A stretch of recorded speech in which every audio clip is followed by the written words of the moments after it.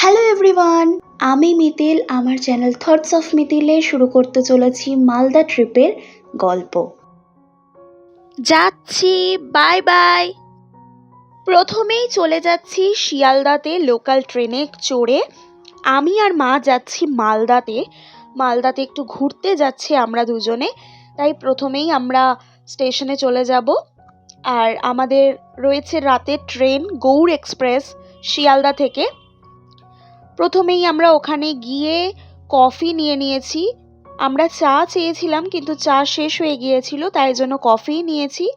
আর কি, দাঁড়িয়ে কিছুক্ষণ ওয়েট করছি। তারপর ওয়াও মোমো থেকে আমাদের ডিনারটা প্যাক করিয়ে নিয়েছি।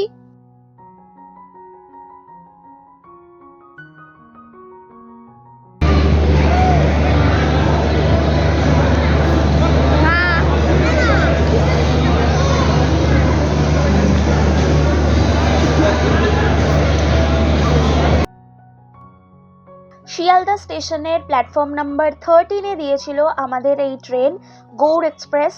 আর আমাদের কম্পার্টমেন্ট নাম্বার ছিল B1। সেখানের আমাদের সিটে আমরা তাড়াতাড়ি করে চলে এলাম।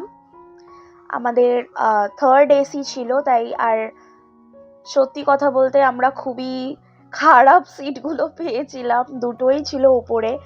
মায়ের জন্য একটু প্রবলেম, মায়ের পায়ের সমস্যার জন্য, মানে দুটোই টঙ্গে উঠে যেতে হবে। যাই হোক, তো এখানে ট্রেন অলরেডি আমাদের ছেড়ে দিয়েছে আর ডিনার করে নিয়েছি।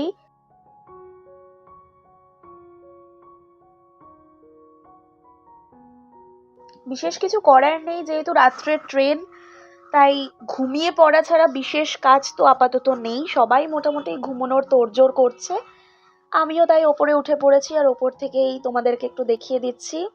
ট্রেন চলছে অন্ধকারে, কি অদ্ভুত লাগছে। যাই হোক, খুব মজা লাগে এই রাতে ট্রেনের জার্নিটা। যারা ট্রেনে রাতে জার্নি করে তারা জানে এই জিনিসটার খুব আলাদাই মজা।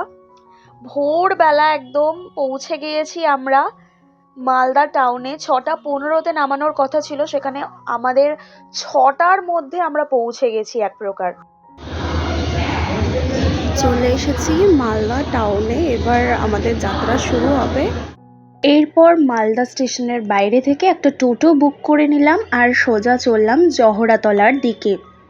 আমরা শুক্রবার রাত্রে গৌড় এক্সপ্রেস ধরেছিলাম আর শনিবার পৌঁছেছিলাম, তাই শনিবার দিন আমরা প্রথমেই গেলাম জহড়া মায়ের দর্শন করতে। মালদা টাউন থেকে জহড়াতলার দূরত্ব অনেকটাই, প্রায় 9 কিলোমিটার মতো। ইংলিশ বাজার থানার রায়পুর গ্রামে অবস্থিত এই জহড়াতলা। শহরের রাস্তায় টোটো যেতে যেতে খানিক পরই মহানন্দা নদী সঙ্গ নেবে। এরপর গ্রাম্য এবড়ো খেবড়ো পথ দিয়ে লাফিয়ে লাফিয়ে টোটো চলতে চলতে আমবাগান। এই আমবাগানের মধ্যে দিয়েই পৌঁছাতে হবে মায়ের মন্দিরে। শীতের সকালের কুয়াশায় মুড়ে সোনালি রোদের আভা গায়ে মেখে জনমানবহীন একলা মন্দির।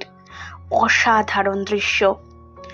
অন্য মন্দিরের মতো জহড়া মায়ের মন্দির রোজ খোলা থাকে না।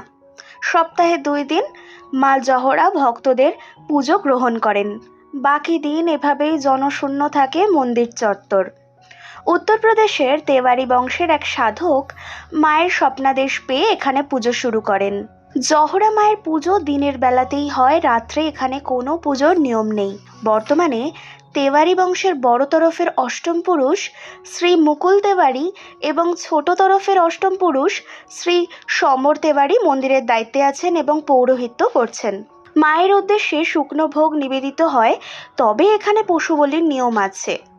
মনস্কামনা পূরণের উদ্দেশ্যে এখানে অনেকেই পশু বলির মানত করেন, তাই প্রতি শনি মঙ্গলবার এখানে পশু বলি হয়। এই মন্দির বাংলাদেশ বর্ডারের কাছে, তাই ভারত এবং বাংলাদেশের বহু মানুষ এখানে পুজো দিয়ে থাকেন। বাঙালি অবাঙালি সকলেই এখানে পুজো দেন। ফলক অনুযায়ী এই মন্দিরের বয়স প্রায় 300 বছর, তবে স্থানীয়দের মতে আরও বেশি। তাদের কথা অনুযায়ী মালদায় সেন বংশের রাজত্বকালে সেন বংশের প্রতিষ্ঠাতা বল্লাল সেন অনেক মন্দির তৈরি করেন। এই জহড়া মায়ের মন্দিরও সেই সময় তৈরি করেছিলেন। তবে বহুল প্রচলিত মতানুযায়ী এই মন্দির জঙ্গলে ঘেরা ছিল। ডাকাত রাজ চলত সেই সময়। লুটতরাজরা জঙ্গলের পথ পেরোনোর সময় মায়ের পুজো শুরু করে এবং এখানেই তাদের লুট করা ধন মাটির তলায় পুঁতে রেখে যেত। ধন শব্দটির অর্থ জহরত। এই জহরত থেকেই জহর শব্দটি এসেছে। এখানকার মা তাই জহরা কালী, জহুরা কালী অথবা জোহরা কালী নামেও পরিচিত। এখানে মায়ের মূর্তি পুজো হয় না।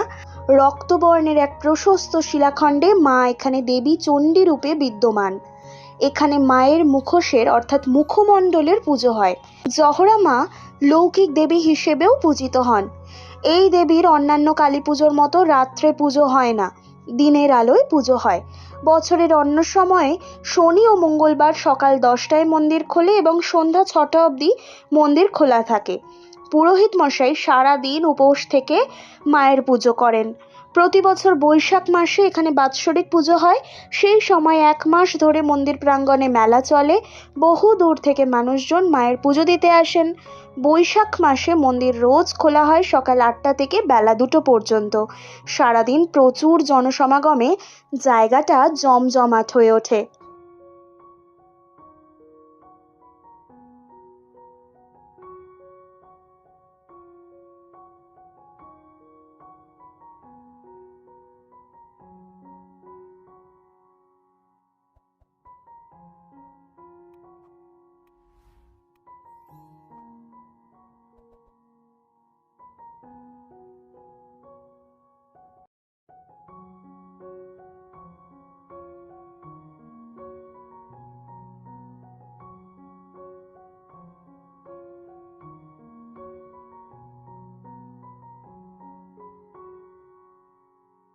আমবাগানের মাঝে এখানকার টেম্পারেচার অনলি 13 ডিগ্রি, তাই বেশ ঠান্ডা লাগছে। আর চারিদিকটা এত সুন্দর সবুজে ঘেরা যে এখানে আসলে অবশ্যই তোমাদের খুব ভালো লাগবে। আর পাশেই রয়েছে বাংলাদেশের বর্ডার। শুধুমাত্র ভারতের লোকজন নয়, বাংলাদেশের বহু মানুষ এখানে আসেন পুজো দিতে, কিন্তু এখন বেশ ফাঁকা আছে। জহরা মায়ের দর্শন সেরে চলে এলাম রথবাড়ি মোড়। এখানেই আমাদের হোটেল আগে থেকে বুক করা ছিল, ওয়েস্ট বেঙ্গল ট্যুরিজমের প্রপার্টি আম্রপালি ট্যুরিস্ট লজ। সেখানেই আমরা ছিলাম। আর তার একটা ভালো করে প্রপার ভিডিও কিন্তু আমি এই ব্লগগুলো শেষে আপলোড করে দেব, দেখে নিও একবার। আর এই জায়গাটা খুবই জমজমাট একটা জায়গা এবং এই রথবাড়ি থেকে যে কোনো দিকে যাওয়া যায়। তখনও যেহেতু চেক ইনের টাইম হয়নি, তাই জন্য আমরা এখান থেকেই রাস্তায় একটা দোকান থেকে চা আর বিস্কিট খেয়ে নিলাম। আমার না ভীষণ খিদে পেয়েছিল। তারপর হোটেলে গিয়ে চেক ইন প্রসিডিওর কমপ্লিট করে ফ্রেশ হয়ে প্রথমেই যেটা করলাম সেটা হলো ব্রেকফাস্টের অর্ডার দিলাম, আলু পরোটা আর চা। তাড়াতাড়ি করে খেয়ে নিলাম, জব্বর খিদে পেয়েছিল, কারণ এই সবের পর আবার বেরোতে হবে।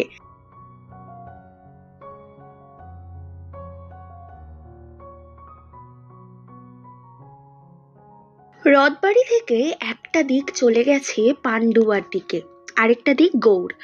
গাজলগামী যে কোনো বাস বা অটোতে আদিনা যাওয়া যাবে। রাস্তা পেরিয়ে স্থানীয় অটোতে চড়ে আদিনা, ভাড়া প্রতিজন 25 টাকা। বাসেও যাওয়া যায়, ভাড়া 20 টাকা। আমাদের অটো NH-12 ধরে এগিয়ে চলল। মাখনের মতো পথ, মোটামুটি 40-45 মিনিটে চলে এলাম আদিনা মোড়। মেন রাস্তা দিয়ে গলিতে দুপা এগোতেই আমাদের আজকের প্রথম গন্তব্য আদিনা মসজিদ। আদিনাতে এই স্থাপত্য আসলে মসজিদ না আদিনাথের মন্দির, এই নিয়ে বিস্তর গবেষণা চলছে। অনেকের মতে এই স্থানে একসময় বৌদ্ধ বিহার ছিল। প্রাচীন বাংলার ইতিহাসে এই জেলার গুরুত্ব কিন্তু বিশাল। পান্ডুয়া অথবা পুন্ড্রবর্ধন শহরটি গড়ে ওঠে নবাব হুসেন শাহের আমলে। ওল্ড মালদা থেকে আদিনার দূরত্ব মোটামুটি 20 কিলোমিটার। সুলতান ফিরোজ শাহের শাসনকালে এই শহরের নাম হয় ফিরোজাবাদ। একসময় এই শহরের নাম ছিল কুতুব শহর। স্থানীয় বাড়ি, রাস্তা, মসজিদের ফলকে কুতুব শহরের উল্লেখ রয়েছে। বাংলায় মুসলিম শাসকদের শাসনকালে সুলতান ইলিয়াস শাহের পুত্র সিকান্দার শাহ এই স্থানে আদিনা মসজিদ তৈরি করেন। অনেকটা জায়গা জুড়ে রয়েছে এই মসজিদ।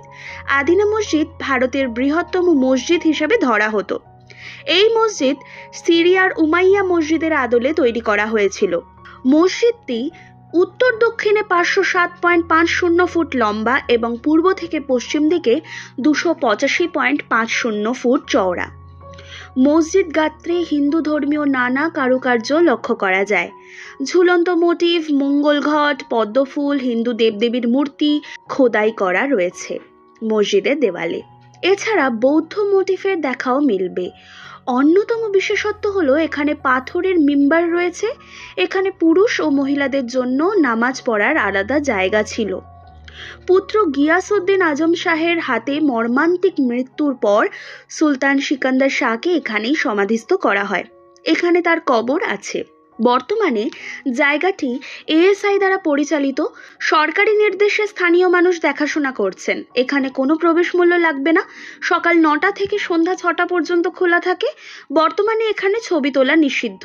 মসজিদের বাইরে ব্যাগ, ফোন, ক্যামেরা, খাবার, জল, টাকা পয়সা সব রেখে যেতে হবে। কোনো কিছু নিয়েই প্রবেশ করা যাবে না। তবে এসব জমা রাখার কোনো সুরক্ষিত কাউন্টার নেই। তারপর ভাগ ভাগ করে আমি আর মা দেখে এলাম, আর রানিং টোটোতে চড়ে চলে গেলাম পাশের একলাখি মসজিদ এবং কুতুবশাহী মসজিদ দর্শন করতে। চলো সেইখানকার কথা তোমাদের সাথে শেয়ার করে নিই। তথ্য অনুযায়ী একলাখি মসজিদ, কিন্তু এখানকার মানুষ কিন্তু গোলঘর মসজিদ হিসেবেই এই স্থানকে বেশি চেনে। মসজিদের উপরের অংশ গোলাকার হওয়ার কারণে এমন নামকরণ। এখানে ভিতরে রয়েছে 3টে কবর। রাজা গণেশের পুত্র জালালউদ্দিন এবং তার স্ত্রী ও পুত্রের কবর। রাজা গণেশ এই মসজিদ তৈরি করেন। সেই সময় এই মসজিদ তৈরি করতে খরচ হয়েছিল 1 লক্ষ টাকা। সেই থেকে এই মসজিদের নামকরণ হয় একলাখি মসজিদ। আবার অনেকের মতে এই জায়গার আশেপাশে 1 লক্ষ কবর দেওয়া হয়েছিল, তাই এই নামকরণ। একলাখি মসজিদের ভেতর দিয়েই পাশে একটা সরু পথ গেছে, ভিডিওতে আমি দেখিয়েছি। এই পথ দিয়েই এক পায়ে গিয়েই পেয়ে গেলাম কুতুবশাহী মসজিদ। স্থানীয় লোকেরা সোনা মসজিদ হিসেবেই চেনে। এই মসজিদ 1582 খ্রিস্টাব্দে নূর কুতুবের বংশধর মুহাম্মদ আল খালিদের পুত্র মখদুম শেখ দ্বারা নির্মিত হয়েছিল। সাধক নূর কুতুব আলমের স্মরণে তৈরি করা হয়েছিল এই মসজিদ। দেওয়ালের পাশাপাশি বুরুজের মুকুটের ওপর খোদাই করা হলুদ রঙের কারুকার্যে সূর্যের আলো পড়লে সোনার মতো চকচক করত, তাই এর নাম ছিল সোনা মসজিদ। লোকমতে এই মসজিদের ছাদ ছিল সোনার, সেই কারণেই নাম সোনা মসজিদ। এখানের কারুকার্যে আদিনা মসজিদের কারুকার্যের সাথে খানিক মিল পাওয়া যায়। এখানে স্তম্ভ, মিম্বার রয়েছে এবং সেখানে নানা রকমের শুভ চিহ্নের পৃথক পৃথক কাজ রয়েছে। কোথাও কোনো প্রবেশ মূল্য লাগবে না। এই 2 মসজিদের শুধুমাত্র মোবাইলে ছবি তোলা যাবে, কোনো ক্যামেরা, ড্রোন ব্যবহার করা যাবে না। এই 2 দর্শনীয় স্থান দেখে আমরা সোজা চলে এলাম মেন রোডে। সেখান থেকে আবার চলে গেলাম রথবাড়ি মোড়। ঘড়িতে বাজে 2:45।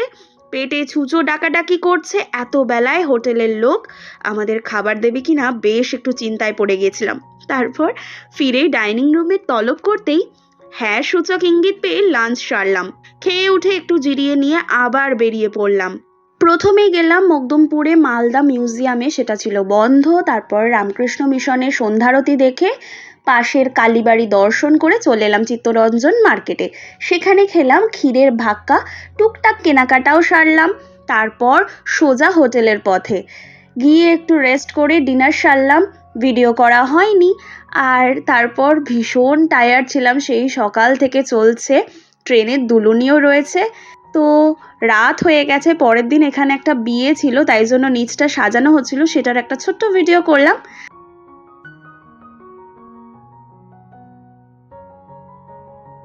আশা করি আজকের পার্টটা ভালো লেগেছে। পরের পর্ব আসছে খুব তাড়াতাড়ি। Bye bye.